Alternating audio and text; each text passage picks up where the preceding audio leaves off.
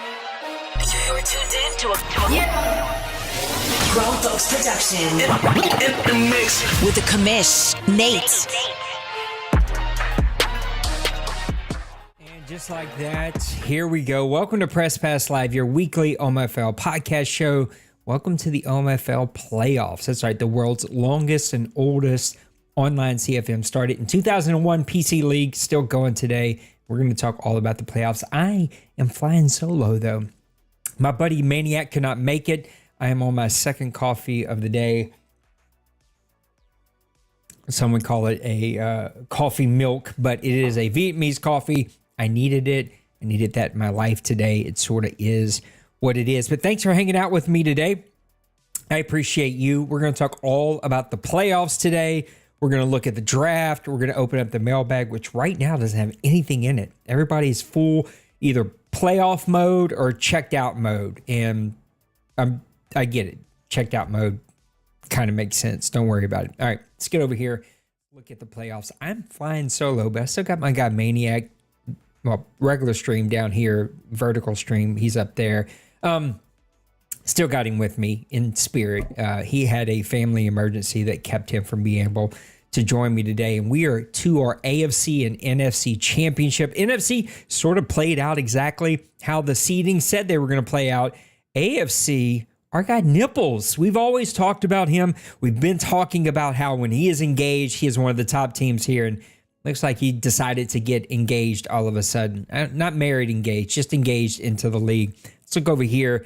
Dallas takes out the Commanders 27-3. Dallas plays exceptionally good defense. They do it again today. His offense is just efficient. You got to force him into some turnovers, and you better get those early and capitalize, on them. You can see Washington just unable to get anything going here. 280 yards gain, 126 on the ground, but only 139 in the air. He did pretty good with the first downs, did pretty good with just kind of time of possession, did his best to sort of hang in there, but just not enough to get over the hump and get points. The rookie quarterback, Cody Raines, who I think is a superstar waiting to happen, struggled today. 29 was his long, 2 interceptions, 3 sacks, 52% completion percentage is where he falls. Derrick Henry had a pretty good day, though. 149 yards on the ground, 9.9 yards per carry. That's tough when you hold the big guy Pollard down to 18, but Henry busts loose for 149. It looks like Dallas just continued to feed the hot hand. Dotson with a pretty good day, 6 receptions for 89, almost said 84.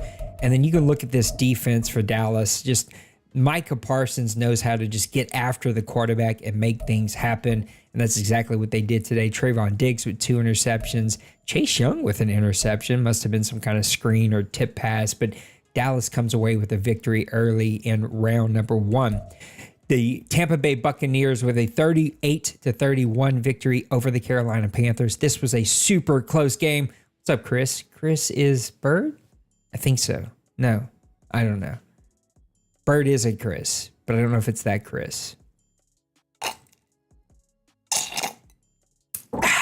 Gotta get that coffee finished off.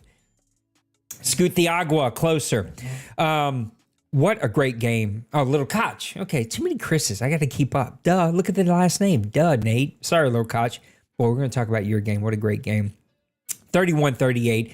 Tampa Bay, powerful offense, but you got to tip your cap to what Carolina did. And I was sort of joking. I thought he was joking too when he asked what quarterback should he start. I said Kenny Pickett, absolutely, hands down. Kenny Pickett had a great game. 221, 2 touchdowns. He was sacked 5 times as Tampa Bay really got after the quarterback. Ryder doing what he does, almost 400 yards, 4 touchdowns. He did throw 2 picks, but only sacked twice. You can see the receiving leaders, Godwin and Palmer. Man, they're just almost unstoppable. Rushing game, Tucker had a really good game. So did Miles Sanders, though, to keep Carolina in this one. And they just fall barely short against Tampa Bay.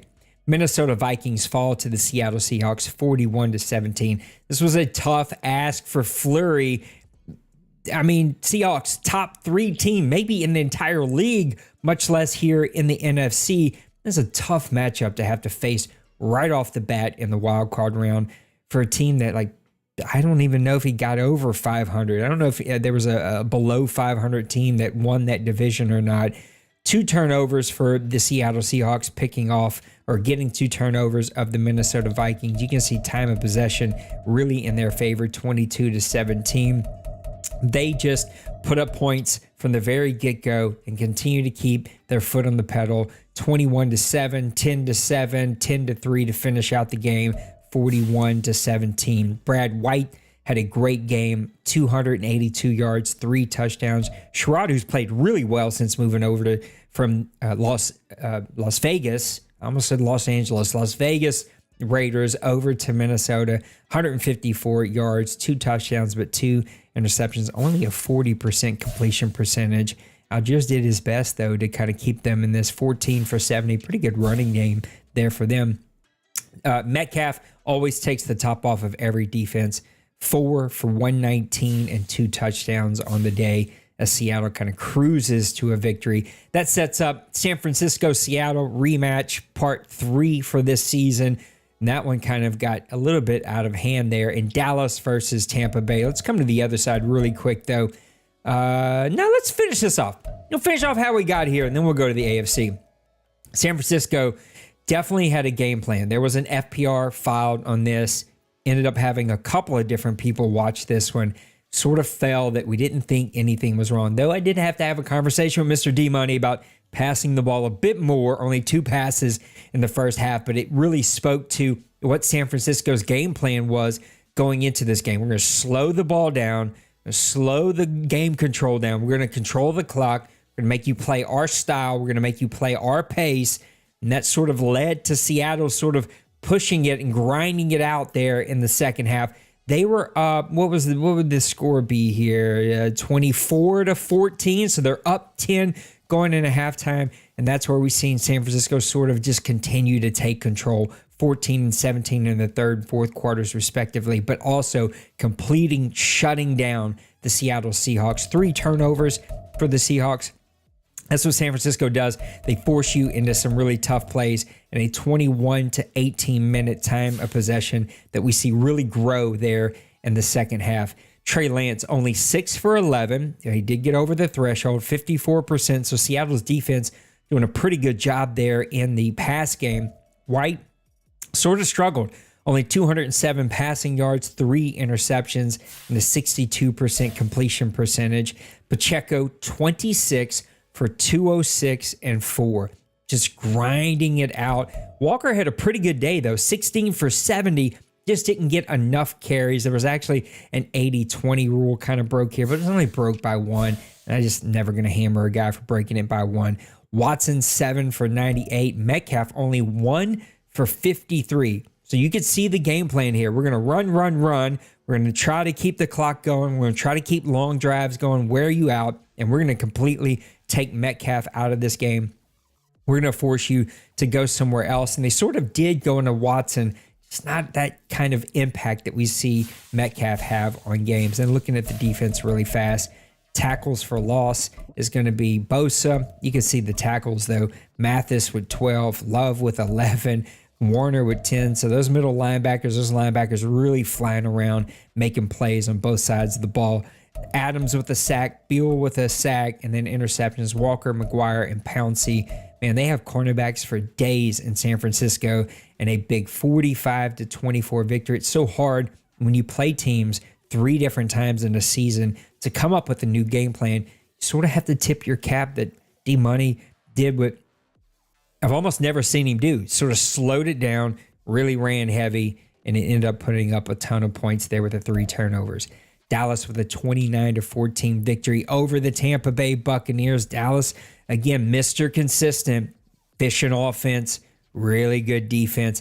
If you can keep Tampa Bay below 28, you have been super successful. They only put up 14-7 in each half. You can see the passing yards way down for Tampa Bay, 137, only 89 on the ground. And look at the offensive numbers for Dallas. Just Mr. Consistent, 193 passing, 136 rushing. They're going to turn you over. 5 turnovers for the Dallas defense in time of possession, 23-16. Really got out of hand there in the second half. 80% passing. Drives you insane when you feel like you're playing really good defense and the other guy goes 70, 75, 80, 85% passing. It's like, golly, I can't stop drives. I can't sustain anything. I can't get any kind of rhythm and momentum going. Ryder with a tough day, 4 interceptions, only 47% completion percentage. Pollard, bounce back game, 14 for 92. You can see sort of that game plan begin to adjust. Henry, 7 for 27. Tucker, 6 for 41. And looking at the defense, which is really where Dallas continues to shine. Van Ness with a sack and a half. I'm not even going to try to say that. Sack and a half. Braun with a sack. Williams with a sack. Parsons with a sack. Not even going to say that one. Dallas really just got after the quarterback. Brahma, Makumo, probably not saying that right. Shadows, Diggs, 4 interceptions of Tampa Bay leads to Dallas facing San Francisco here in the NFC Championship, which, live update, tomorrow afternoon, exact time soon. So they're playing tomorrow, which is making Bill need an adult beverage somewhere right at this moment because he's ready to go. He's ready to get things rocking and rolling. All right, let's look over the AFC where we had some amazing games. We got to talk about the Buddy Bowl. We actually touched on this one a little bit last week, but Little Koch is here in the chat, comes away with a big victory over his buddy, 38-35. That third quarter was absolutely crazy for both of these teams. What would they be? 36 points scored in the third quarter combined between these two teams. 6 turnovers for the Cincinnati Bengals. That's just not something that they do. They usually play really efficient football, kind of slow it down. They'll hit you deep, pick you a piece, run it, tight end, big deep shot. He sort of spread you out, but I feel like Little Koch and the Desperados have sort of become the mini-me of that. He'll do the same thing. He's got a lot of speed, just sort of run it at you, pick you apart, medium, and he's going to take those deep shots. And it worked out really well here for them with the 23 minutes to 16 minutes time of possession. Dry Stick had a great game. 3 touchdowns, 2 interceptions kind of sucked, but the 3 touchdowns and a 56% completion percentage. Joe Burrow, don't know where these struggles came from, but 6 interceptions on the day that really hurt him. McGee, 11 for 139. Holy cow, 3 touchdowns. McGee having a hell of a game, but only 11 carries on the day. Mixon a pretty good day, 10 for 105. He had a long of 66 on the day. Chubb, 18 for 71. Nobody else really touched the ball a whole ton. There's Barkley. There's the deep shot we were talking about, 5 for 147. Here's the guy that drives you insane, 4 for 98. Maybe we got to look at some FPR there. No, I guess we're good. I think we're good. 4 or 5. Anyway, I don't want to do this. Looking at some defense, which there wasn't a ton of defense in this one, but we did see a couple of sacks here from Garrett and Hills. We did see a couple of interceptions. Denzel Ward almost going to the Pro Bowl in this game alone. 3 interceptions. Newsome with 2, 5 combined there. Awuzie with 1 and Radley with 1. Now moving on to the champion. Well, I guess he's not the champion. He's a past champion. Who's the? It was Trey's the champion this past year. Anyway, Mr. Bronco Man falls to the Miami Dolphins 31-24. And I said it. You didn't believe me, but I did say it. I said, if you get in a shootout in this one, it's going to be tough to win. And he's like, no, my offense is great. It's my defense that sucks. And, well, he's not wrong there either, but he only put up 24 points in this one. 17 points scored for Miami late in this one. So this one went really deep. Orlando was in control, and it sort of just got away from him. 161 rushing yards, 194 passing yards. On the other side, they did a pretty good, decent job against Miami. 152 rushing, that sucks, but 142 passing is pretty good against that quarterback. 2 turnovers, though, for Orlando is what ended up hurting him the worst. And look at this time of possession, 27 minutes to 12 minutes, and somehow they still win the game. Hitchens, not a great game. 2 touchdowns, no interceptions. That's good. 75% completion percentage. So it looks like he did what San Francisco did a little bit later, but funny, no FPR on this one. 148 passing yards. Richardson, 59%, 3 touchdowns, 2 interceptions, 204 on the day. Looking at some quick rushing leaders, 99 for Taylor. It's going to be the best day that he had. Nothing really to be said here in the passing game. And looking at some defense, which played really exceptionally well today. Underwood, Durham each had a sack. And your interceptions, Terrell and Kahoo. I don't know if I'm saying that correctly either, but really good game there. Condors fall just short. Miami moves on. Then the Baltimore Ravens, we talked a lot about them and the run that they have gone on. And it started with a really great game here in Kansas City. Baltimore wins this one 31-24. Pretty even, close game all the way through. Only one turnover in this game. And knowing, because I played both of these guys this season, that's how they play. They're not going to put it in harm's way a whole lot. They're going to run it evenly. They're going to pass it really efficiently. You're going to see some play action. They're going to try to make plays on you on defense. 124-143 rushing yards, 227-241. Just a good, even matchup. I wish I could have called this game because this seems like the kind of game we want to see in the OMFL. Just two guys, both with great skill, both of them playing great games and pushing this one to the very, very end. Lamar Jackson, 227. Mahomes, 241 on the day. Kind of scrolling down over here. 73% to 69%. One touchdown, one interception. Both of these guys playing really good football. Winners with 87. Lake with 79. Just what an even matchup. Flowers had the best day over here. 5 for 117. Rice 5 for 56. And then looking at the defense, there's an interception. It's got to be a cornerback. It's going to be Mitchell. He plays really great as he uses him. And then there's no sacks on the day. So a great matchup there in the AFC wildcard round. Leads to the Jets and the Desperados, the Dolphins versus the Ravens. Let's look at the Jets and Desperados. Sorry, little coach, to kind of bring this one up, but such is life. You learn a lot of lessons. The Jets seem to be a man on a mission in this one. 24 points scored in the fourth quarter. So San Antonio trying to make a comeback late in this one, just not able to get enough stops of the New York Jets, who put up 21 points in the first half. So a big hole to sort of grind their way out of, but they almost did the full and complete comeback. It's hard, though, when you give up 205 rushing yards as they do, only one turnover on the day, whereas the Jets had two turnovers. And looking at time of possession, 16-23. Dristic, 2 touchdowns, 1 interception, 305 passing. Looks like the Jets had to use 2 different quarterbacks here. Cook, though, looks like he played maybe a little bit longer. 1 touchdown, 1 interception. Zach Wilson seemed to have a pretty good day going, but probably got hurt in this one. Hall, 17 for 161 on the day. Nobody else really had anything else going. Barkley kept his playoff streak alive, just playing great. 7 for 161 and 1 touchdown. That guy might be an import. He's going to cause problems in this league for a long time. Probably be a OMFL Hall of Famer before this one's all done. Stanley with 11 tackles on the day. Townsend and Plock, what a crazy name there, with some tackles for loss. Townsend, Plock, Ingram, each with some sacks and some interception leaders. Jordan, Ward, and Gardner. Ward just played outstanding this playoffs for the San Antonio. I got to slow that down. San Antonio Desperados, but they fall just short. Great season from them. They should be really proud. Little Koch, I'm expecting to get over the hump next year and get all the way in there.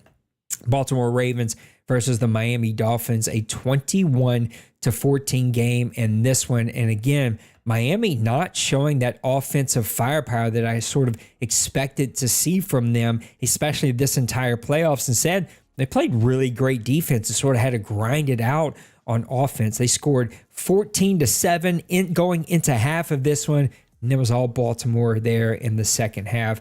131 rushing yards to 115, 166 passing yards to 185, but it was only one turnover from each of them, playing crazy, efficient football, 17 minutes to 22 minutes in this one. Hutchinson, 2 touchdowns, 1 interception. Jackson, 1 touchdown, 1 interception. Both of them at 63% completion percentage. Lake, 95 yards and 2 touchdowns on the day to help Baltimore get that victory. Waddle, 5 for 78 and 1 touchdown. Andrews had 3 for 71. I'm always thinking FPR whenever I see these tight ends at the very tippy top.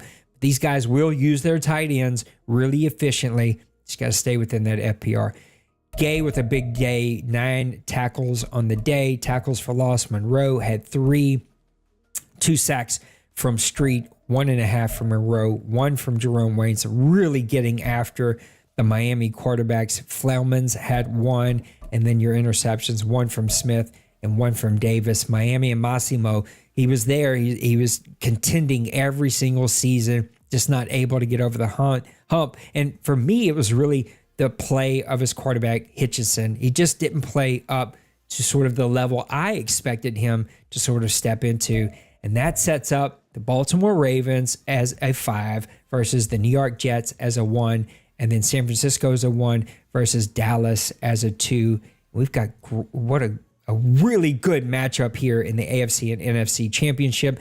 AFC live check-in. I don't know if we have a time for that one yet. Nothing posted.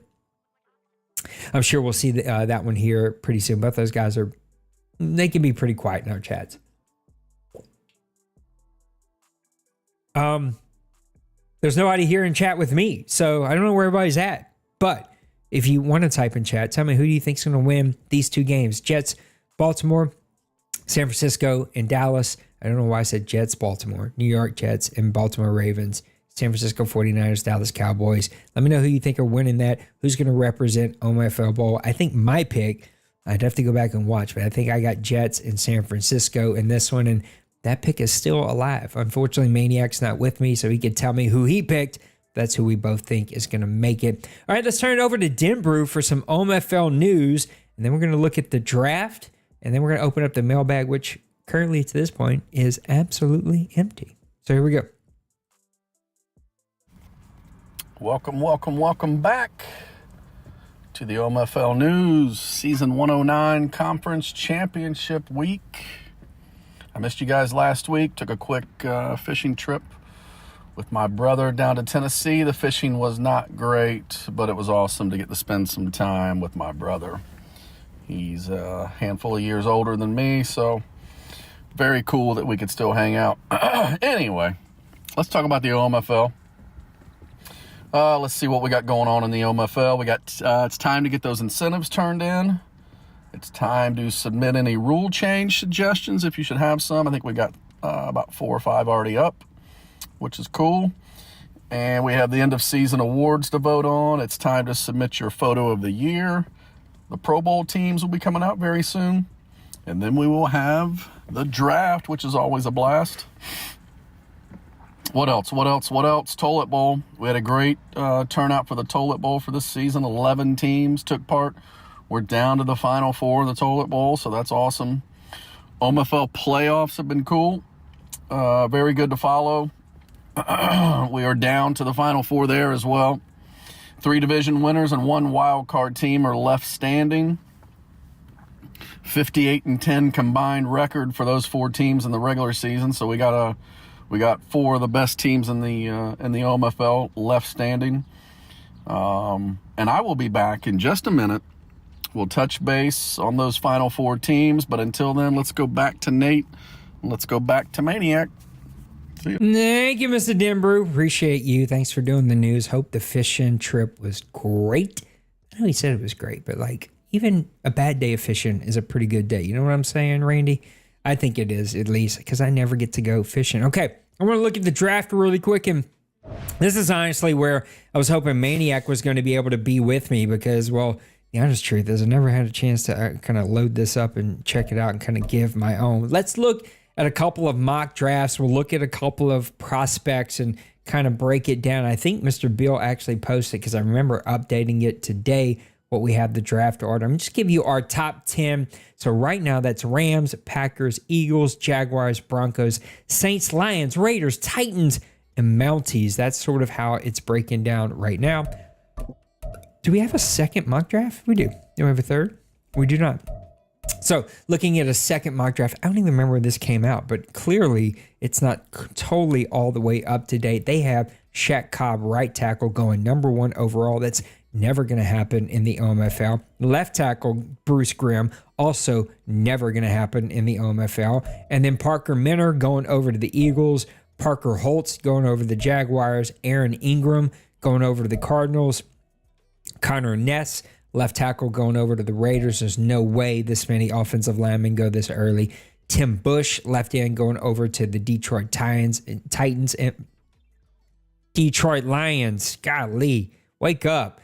Detroit Lions, you're getting Tim Bush. I was thinking Tim and Tim Bush and trying to say that, and I said Titan. Okay, you follow me. Chris Jackson, left tackle, going to the Giants. Again, there's no way this many offensive linemen are going, so who cares? We're not even going to look at this anymore. Let's get over here and look at a couple of prospects. Rams going number 1 overall. They got their quarterback last year, but they have a brand new owner. He's actually Randy's over here in the chat. Good to see you, bud. Thanks for participating.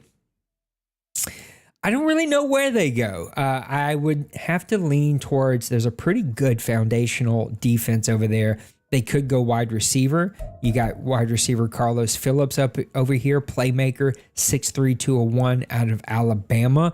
That could be a potential pick there. It's going to be depending on speed here. I wouldn't think he would go Rasheed Pleasance. It's going to be a physical guy. Usually those guys are a bit more small or a bit slower, I should say. I would expect him to maybe go here with Carlos Phillips. I don't think he's going to go with, a quarterback, maybe a running back, even though I think you can get one of those a little bit later in the draft. Wide receiver, in my opinion, or cornerback, because this guy right here is an absolute superstar stud. I really see that one happening pretty easily. Packers are going to be at number 2.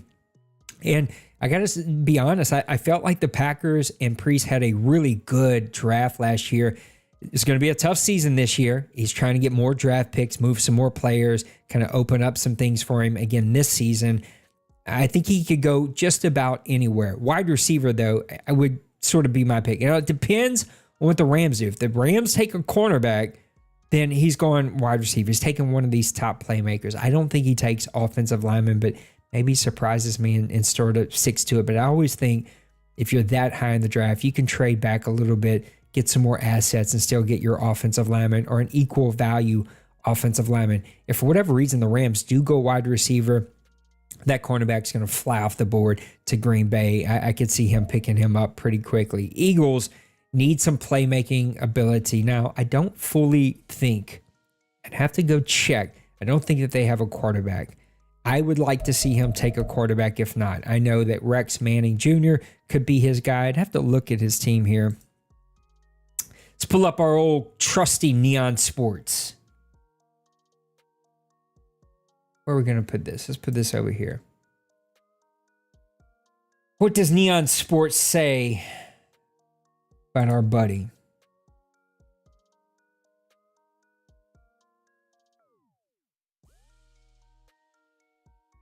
Yeah, he still has Jalen Hurts, X Factor. I know. Look, I get it. He's got all the stats.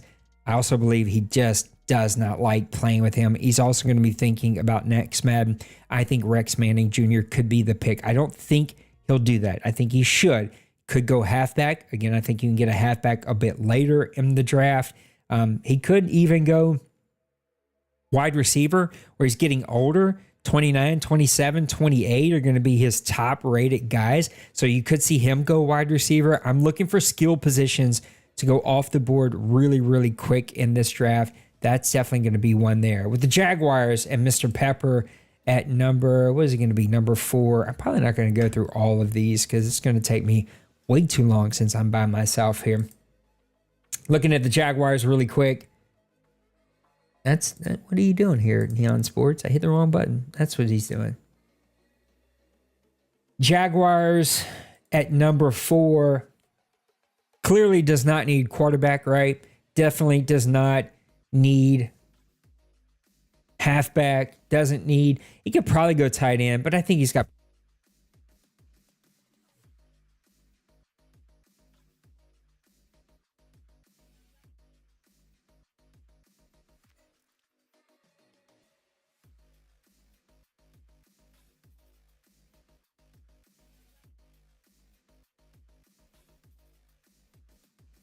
I'm sitting here talking. I hit the mute button, so I don't know where y'all stop hearing me. Anyway, he's not going quarterback. He's not going wide receiver. He could go, he's not going running back. I don't think he's going tight end. Could go wide receiver, though he's got some young playmakers. The Taki kid, absolutely amazing. Could go offensive line. That's probably their weakest area, one of their weakest areas. I just don't know.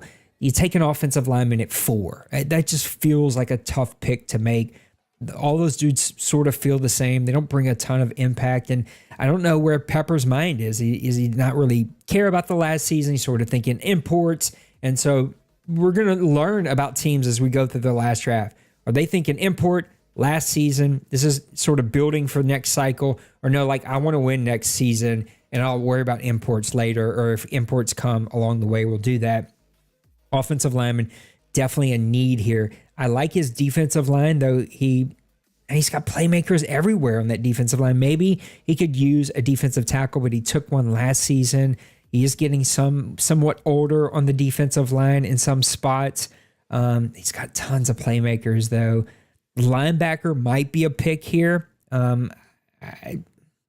Offensive lineman, I think, is going to be the pick, right? And Bruce Grimm, if you were just had to force me to pick one. If not, then I'm looking at linebacker.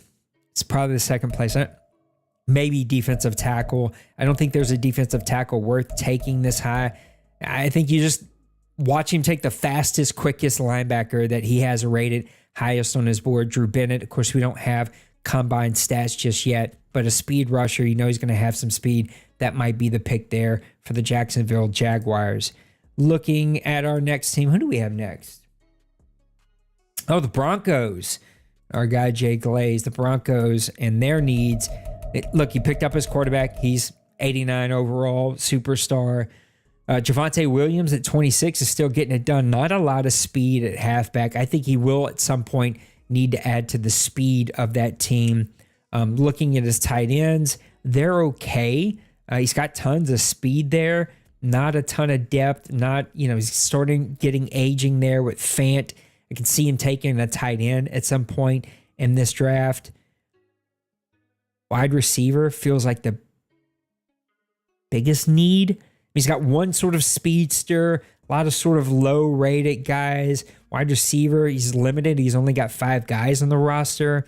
Offensive line, not too bad. He's got some really good playmakers there. Could use a center. Might see him take a center. Feels really high for a center, though. Defensive line could use some help. Maybe a defensive lineman here, though. Peter Lawrence, which I think was his first-round draft pick last year, was 77 overall hidden development. Maybe he adds to that offensive lineman. I don't know. He's got some stars there, so maybe not. Though there's sort of a mixed bag of different sort of abilities there. He's got pretty good linebackers. I like his linebacker room. I like his cornerback room. So for me, it's going to be offensive line, wide receiver, and maybe you start to see a couple of these offensive linemen come right off the board here. And my Saints are 6. I'm not going to break it down for my Saints, and I'm not going to break it down lower. I will say Rodgers, you should grab a quarterback. I'm not wasting another pick on a quarterback. It's never going to happen. It's just not. I can't. I'm stuck with who I got. Last draft was the draft to get one. I didn't get a terrible one. I just need to learn how to play this game better.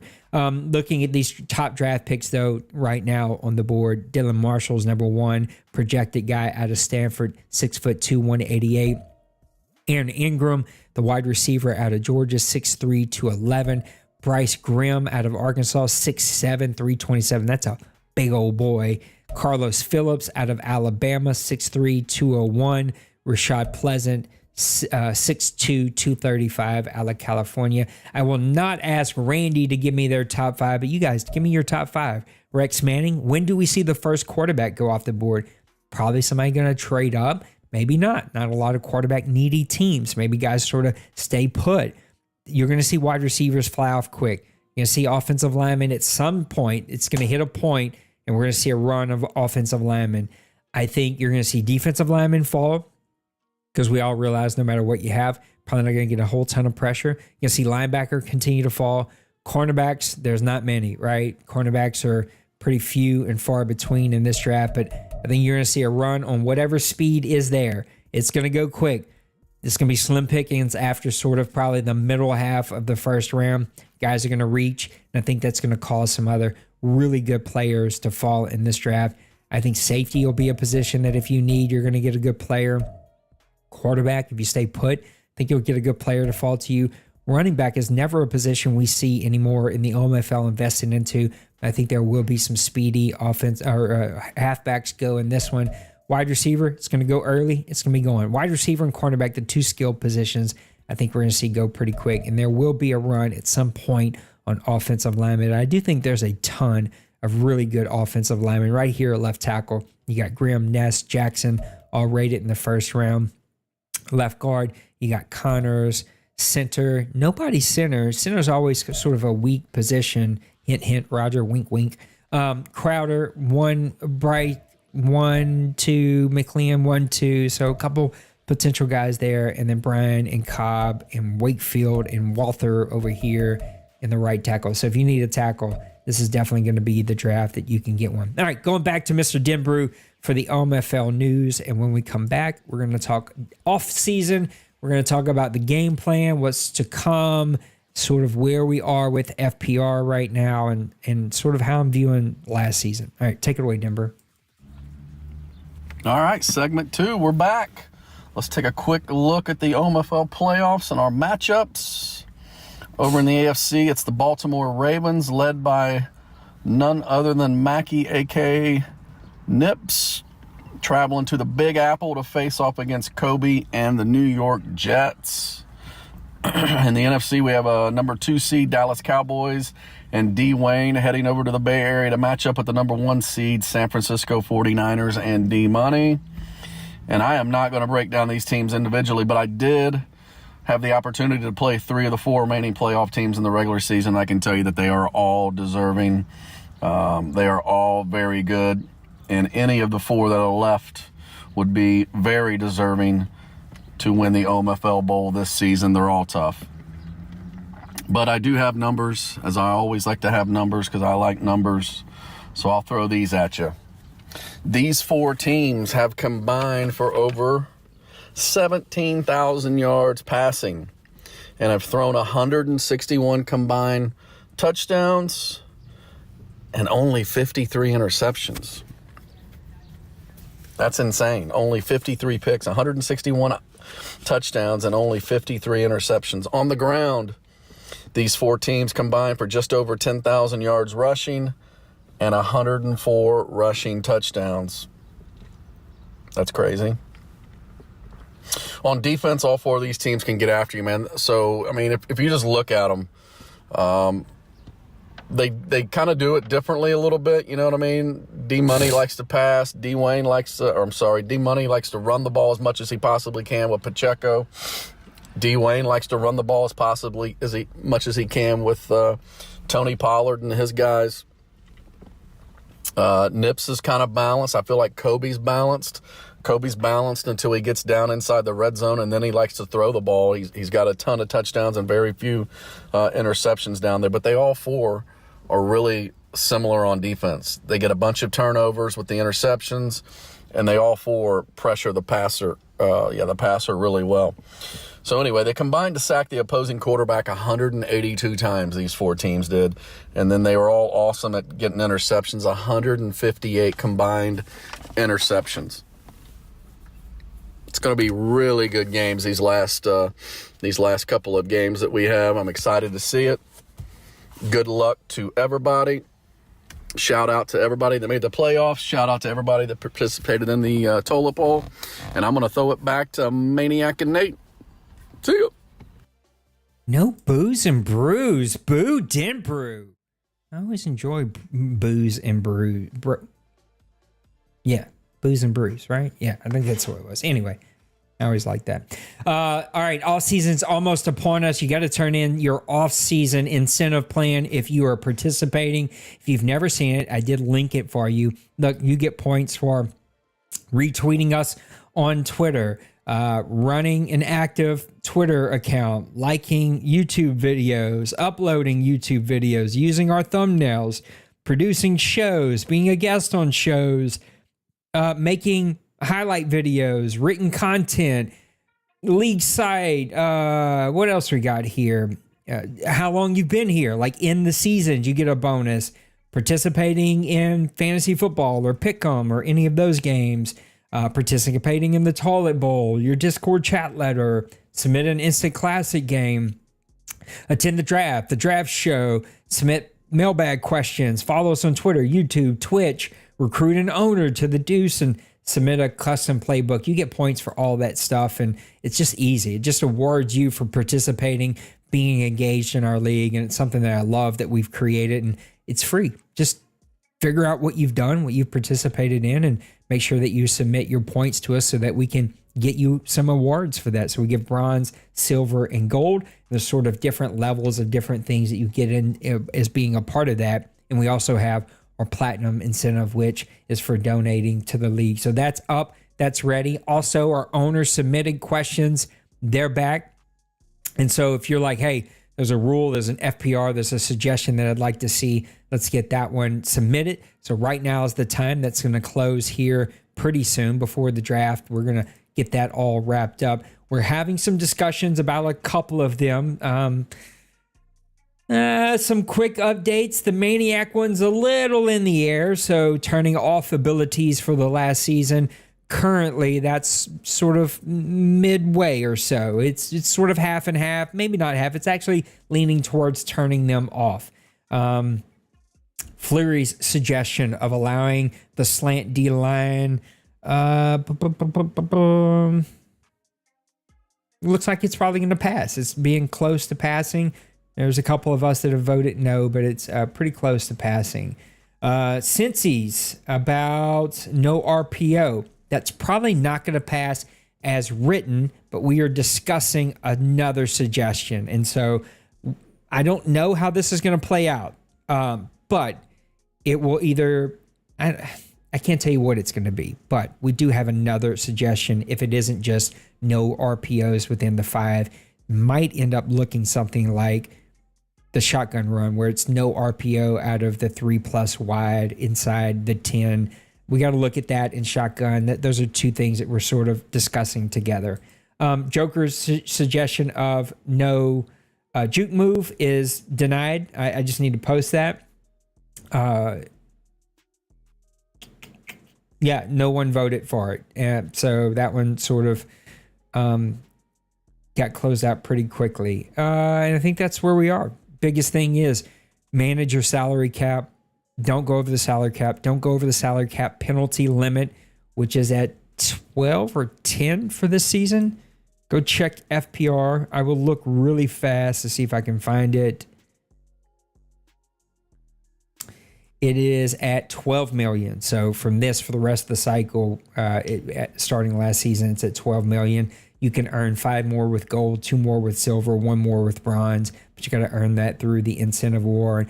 Remember your limit on trades. Just follow all of the FPR. It's simple. It's here. It's easy to read. Make sure that you do that. We got the OMFL bowl game that's going to be coming up. As soon as we get our 2 teams in there, they're going to work with me. We're going to pick a time 24 hours after that game is set to get it commentated. Hopefully my guy, Mr. Maniac, will be able to make it. We'll commentate that game. Always a ton of fun. Come participate. The chats are a blast in that one. And then for draft night, there'll be a draft night vote that goes up. Vote for the night that you want to see it on. We'll probably do the whole vote for all the nights that you could attend, and we just try to pick the one that has the most. But also come participate, man. The chats are a ton of fun. We take call-ins for that. It's always a blast to have that one final season before we take a bit of a break, even though the final season won't even start till probably a week, maybe a week and a half into May.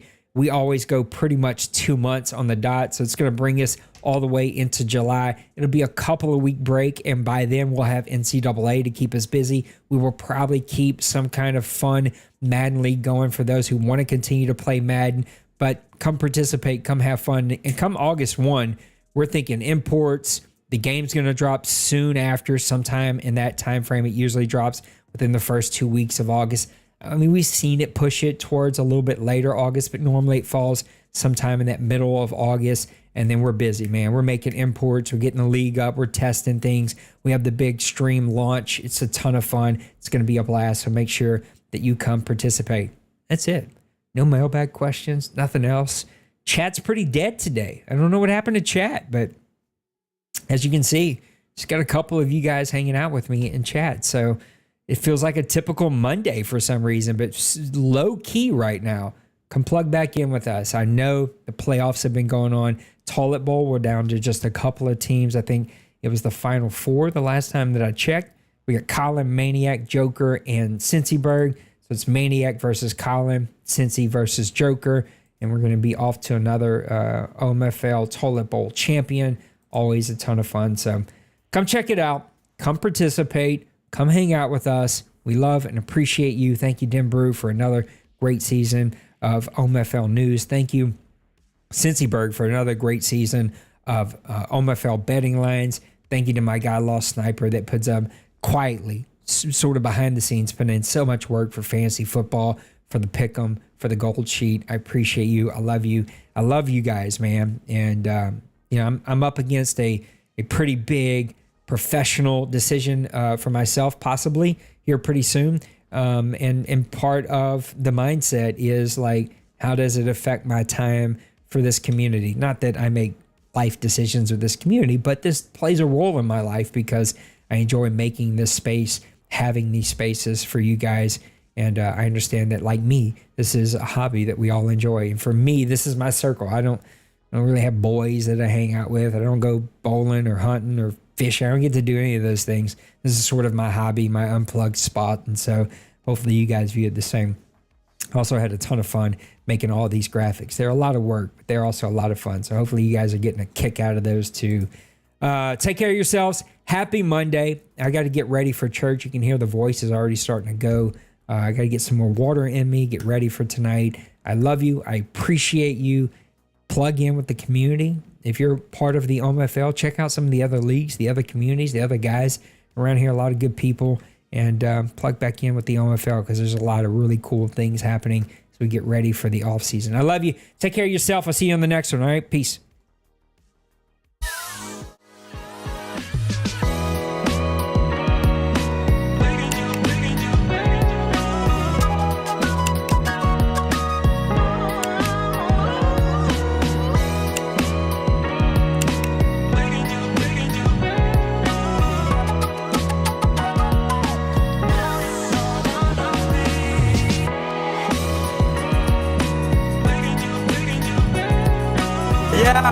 Smash that like and subscribe.